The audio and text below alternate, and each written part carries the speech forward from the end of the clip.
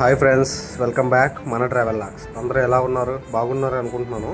Night చూడండి, నేను stay చేసిన రూమ్ దగ్గర నుంచి బయటకు వచ్చి చూస్తే ఫుల్గా వర్షం పడుతుంది. అంటే లాస్ట్ వీడియోలో చూసినట్టయితే మార్నింగ్ నుంచి పడుతుంది. ఇదే వ్యూ మార్నింగ్, ఎర్లీ మార్నింగ్ 6కి అయితే రెడీ అయిపోయి బయటకు వచ్చి చూస్తే ఈ విధంగా ఉంది. ఈరోజు ఎర్లీగా మార్నింగ్ ఎందుకు రెడీ అయ్యానంటే ఇక్కడ నుంచి ఒక 4 hours జర్నీ చేసి వేరే సైట్కి అయితే వెళ్ళబోతున్నాం. దానికోసమని బస్ స్టాండ్కి వచ్చాను. కాకపోతే 6 o'clockకి బస్ లేదు ఫ్రెండ్స్. ఇది గవర్నమెంట్ బస్ స్టాండ్. ఇక్కడ నుంచి నేను వెళ్ళాల్సిన రూట్ నాగపూర్లో ఉంటుంది కాబట్టి నాగపూర్ కోసం ప్రైవేట్ బస్సులు అయితే అక్కడ ఉంటాయి. ఇది వచ్చేసి గవర్నమెంట్ బస్ స్టాండ్ ఫ్రెండ్స్. చూడండి ఎంత బాగుందో. కింద మొత్తం మార్బుల్స్తో, బ్లాక్ మార్బుల్స్తో, పైన వచ్చేసి ఒక షెడ్ టైప్లో చేశారు. చాలా బాగుంది. మార్నింగ్ బస్ స్టాండ్కి వచ్చిన తర్వాత కూడా ఫుల్ రెయిన్ వస్తుంది, ఫుల్ వర్షం పడుతుంది. చూడండి వాటర్ అది ఎలా స్టాక్ అయిపోయిందో. ఇంకా గవర్నమెంట్ బస్సు వచ్చేటట్టు లేదని చెప్పి ప్రైవేట్ బస్సు అయితే ఎక్కాను. ఇక్కడ ప్రైవేట్ బస్సు ఎలా ఉంటాయో నేను బస్సు దిగిన తర్వాత ఒక వీడియో పెడతాను చూడండి. బస్సు చూడడానికైతే సేమ్ మనకి కాలేజ్ బస్సులు ఉంటాయి చూడండి, స్కూల్ బస్సులు, కాలేజ్ బస్సులు ఆ విధంగా ఉంటాయి. అలాగే అక్కడ నుంచి బస్సు దిగిన తర్వాత మా కొలికి వచ్చి కారులో పిక్ చేసుకోవడం అయితే జరిగింది. నెక్స్ట్ ఇంకొకటి ఆశ్చర్యకరం విషయం ఏంటంటే ఈ రూట్లో నేను చూసింది, ఇది మొత్తం వెళ్ళే రూట్ అంతా కొద్దిగా ఒక మధ్యలో అడవిలాగా ఉంది. ఆ అడవిలో వచ్చేసి ఫ్లైఓవర్ కడుతున్నారు.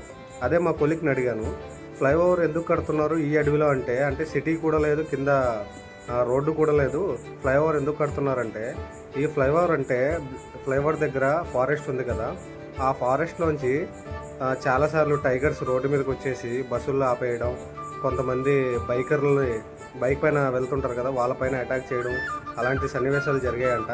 అందుకని చెప్పి ఫ్లైఓవర్ కడుతున్నారు. అంటే ఫ్లైఓవర్ కడితే వెహికల్స్ అన్నీ పైనుంచి వెళ్ళిపోతాయి, కింద నుంచి యానిమల్స్ ఏమైనా క్రాస్ చేయాలనుకుంటే కింద నుంచి వెళ్ళిపోతాయి.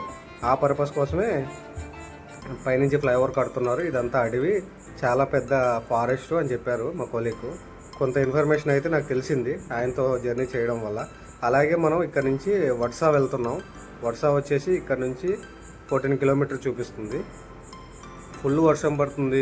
కార్ జర్నీ చాలా అద్భుతంగా ఉంది. అలాగే వెళ్తుంటే ఒక నది అయితే వచ్చింది. నది పేరు ఏదో చెప్పారు, కాకపోతే నాకు గుర్తులేదు. ఈ నది వచ్చేసి వాళ్ళ చిన్నప్పుడు వచ్చి ఈ వాటర్ ఉంది కదా, ఈ బ్రిడ్జి పై నుంచి వెళ్ళేదంట ఈ నది వాటర్. అప్పుడు ఈ చుట్టుపక్కల ఉన్న ఇల్లులు ఊర్లు అన్నీ ఖాళీ చేసి వెళ్ళిపోయారంట. ఒక 10 to 15 years బ్యాక్ ఒక డ్యామ్ కట్టడం వల్ల వాటర్ తగ్గి మళ్ళీ ఇక్కడ నివాసాలు ఏర్పరచుకున్నారంట. అలాగే మనం జర్నీ చేసే కారు ఇది. ఈరోజు టిఫిన్ చేయడానికి అయితే ఆగాము. ఇక్కడ వచ్చి టిఫిన్ వచ్చి పోహా, అంటే మన అటుకుల్లే పోహాలా చేసి పెడతారు.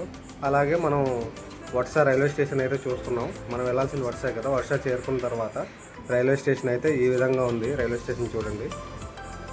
ఇంకా అక్కడి నుంచి మనం సైట్ రోడ్లో అయితే వెళ్తున్నాము. సైట్ దగ్గరికి అయితే వచ్చేసాము. ఇంకొక కిలోమీటర్లో సైట్ చేరుకుంటాం.